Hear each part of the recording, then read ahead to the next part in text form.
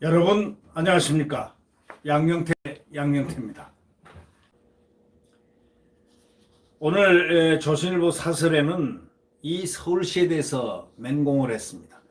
서울시 맹공한 대상들은 6충 사람들입니다. 이 6충 사람들이 어떤 사람들인 건 알죠. 박 시장 신복들로 딱 가득 차 있는 바로 젠더 특보를 비롯해서, 이름도 처음 들어보는 젠더 특보를 비롯해서 말이죠. 거기에는 같은 6층은 특권층들이, 서울시의 소위 특권층들이 모여있는 바로 그곳입니다. 바로 그 사람들이 성추행을 방조하고 났다는 충격적인 사실들이 지금 언론에 많이 나오고 있지 않습니까? 그런데 이 박원순에게 성추행을 당한 피해자 측이 기자회견에서 이렇게 얘기했습니다. 피해자가 4년 넘게나 서울시 관계자들에게 이 박원순이가 보낸 속옷 사진이라든가 문자를 보여주면서 나 이렇게 고통스럽다가 좀 자리 좀 바꿔달라고 그렇게 호소했지만 묵살당했다고 바로 이런 사실을 발표했습니다. 이런 호소는 서울시 인사 담당자를 비롯해가지고 비서관 등 무려 20명에 달한다고 합니다. 이 정상적 조직이라면 이런 심각한 사실이 어떻게 이렇게 지금까지 숨어있고 노출이 안 될 수가 있겠습니까? 더더욱이 그 안에는 젠더 특보란 여자도 있습니다. 젠더 특보. 거기에는 여성들이 더 많아요. 그런데도 이게 알려지지 않았다면 이거는 그 사람들의 문제가 보통 문제가 아니라는 겁니다. 6층 사람들, 이분들은 특별한 사람들입니다. 이 정상적 조직이라면은 20여 명에게 이 A씨, 피해자 A씨가 하소연하면서 나 좀 살려달라고, 나 옮겨달라고 이렇게까지 했다면은 정상적 조직이면은 당장 노출이 되게 돼 있습니다. 근데 왜 이게 노출이 되지 않습니까? 이게 무슨 뜻입니까? 이게 21세기 첨단 대한민국에서 또 문재인 대통령 정권에서 이런 일이 있을 수 있습니까? 이렇게 많은 사람에게 알려졌으면서도 결코 어떻게 이렇게 묻혀버릴 수 있었을까? 이렇게 많은 사람들에게 어떻게 묻힐 수가 있는가? 그런데 묻혔습니다. 피해자 측이 밝힌 서울시 관계자들 반응은 믿기 어려울 정도입니다. 뭐라고? 그 하소연을 하게 되면 네가 이뻐서 그래. 그랬겠지. 네가 몰라서 그러는 거다. 그거 이뻐서 그런 거야. 네가 그걸 알아차리도록 해야지.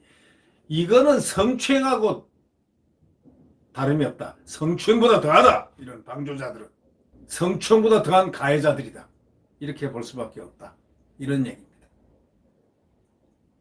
박 전 시장만 성추행을 저지른 것이 아니고 피해자는 다른 자리로 옮겨달라고 호소하자 인사이동은 시장에게 직접 허락받으라.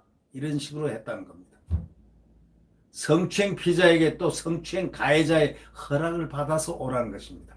성추행 피해자한테 성추행 피해자가 하소연을 했더니 도움을 요청한 바로 6층 사람들이 뭐라고 그러느냐.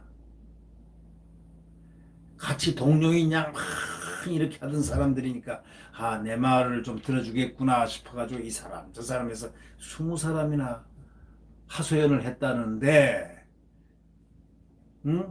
성추행 가해자의 허락을 받아오라는 얘기입니다. 나가려면 성추행 가해자의 허락을 받아오라. 이러니까 이건 방조자, 이 사람들은 가해자하고 똑같은 수준 아니냐 이런 얘기입니다. 심지어는 비서실 떠나가지고 다른 부서에서 일하는 피해자에게 남은 30년 공무원 생활을 편안하게 하도록 해줄 테니까 다시 비서로 와달라고까지 했다고 합니다. 와서 또 성추행은 계속 당해달라는 이런 얘기 아닙니까? 이 보스의 성추행을 옆에서 돕고 은폐하는 범죄 집단하고 다를 바가 뭐가 있느냐라고 사설자는 지적하고 있습니다. 범죄 집단 다를 게 뭐가 있냐? 이 박 전 시장의 비서진 등 최측근들이 서울시에서 이른바 6층 사람들로 불려집니다. 6층 사람들은 그야말로 서울시에서는 특권 계급을 가진 어마어마한 사람들로 남 부러운 시선을 받고 있었다 해도 과언이 아닙니다. 이 30여 명의 전체에 달한다고 그러는데 시민단체, 환경단체 또는 과거 운동권 출신이 일반 공무원 출신보다 더 많았다고 합니다. 이게 말이나 됩니까? 예? 공직 분야의 일반 시민단체 출신이라든가 운동권 출신이 지금 이 나라에 점유하고 있는 이상 이 나라는 적체될 수밖에 없습니다. 이 나라는 발전되지 못합니다. 왜? 전문 공무원들이 또 전문적인 어떤 진취적인 사람들이 있어야지. 시민운동을 하던 사람들은 시민운동 분야에서 그들의 역할을 해야 되는 것이고, 환경단체는 더더욱이 환경 분야에서 같이 환경단체의 역할을 해야 되고 이렇게 해야 되는데, 이 운동권 출신들이 말이죠, 일반 공무원 출신보다 더 많다고 하니 이게 무슨 이 나라가 그렇습니까 이게? 예? 박 전 시장이 별정직으로 발탁한 사람들이 당연히 실세입니다. 별정직, 젠더 특권이 뭐니 예?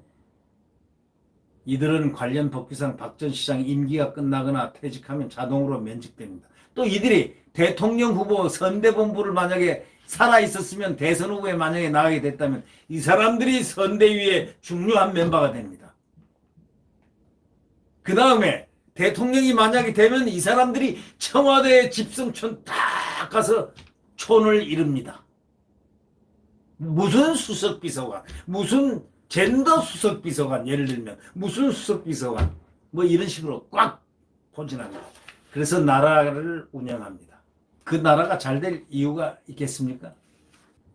그러니까 서로를 갖다가 소위 순장조, 같이 무덤까지 가도록 이렇게 해놨기 때문에 충성심이 강하고, 아니 박 전 시장과 한 몸인데 그 한 몸인 사람에게 그 높다고 그 센 사람이라고 또 비서실에 그 6층에서 센 사람을 가서 가해자가 두 손을 모아서 저 좀 살려주세요, 저 좀 살려주세요 외쳐대니, 그 순장조가 너 나 순장조인 줄 모르지?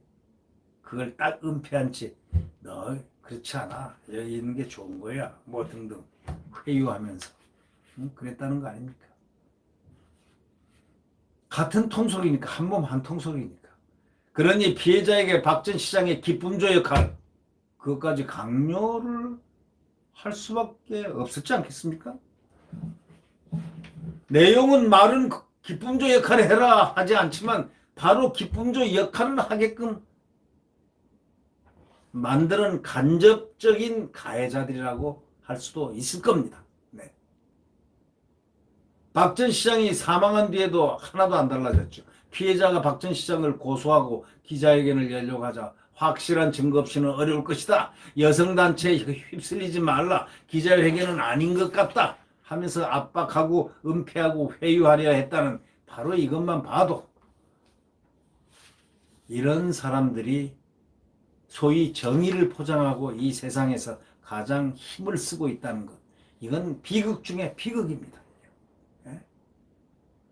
입만 열면 뭐 인권 부르짖고, 입만 열면 정의 부르짖고, 공정 부르짖던 사람들, 성추행 피해자를 감싸고 피해자에게 침묵을 막 강요하고 과거 운동권의 그 조직 소위 보이론을 연상하게 하는 대목이라고 사설자는 맹렬하게 공격하고 있습니다. 이런 사람들이 9년 넘는 박 전 시장 재임 기간 중에 천만 수도 행정을 맡아왔다는 걸 생각할 때 끔찍하기 짝이 없지 않습니까? 경악하지 않을 수가 없죠. 박 전 시장에게 피해자의 고소 사실이 즉각 전달된 일에서도 새로운 사실이 드러나고 있습니다. 피해자 측이 경찰에 고소하기 하루 전에 서울중앙지검 담당 부장검사에게 피해 사실을 함께 박 전 시장 관련임을 먼저 알렸다고 합니다. 그런데 그 부장검사는 만나기로 한 약속을 갑자기 취소했다고 합니다. 아마도 이 사실을 서울중앙지검 고위 간부들에게 직보했을 가능성이 있다고 언론은 지적하고 있습니다. 이 사설자는 지적합니다. 서울중앙지검은 지금 대통령 대학 후배가 장악하고 있다고 명시하고 있습니다. 박 전 시장의 유서 작성이라든가 공관을 나선 시각 등에 비추면 박 전 시장은 고소 사실과 내용을 거의 실시간으로 파악하고 있었던 겁니다. 박 전 시장은 실시간으로 파악을 하고 있는 거예요.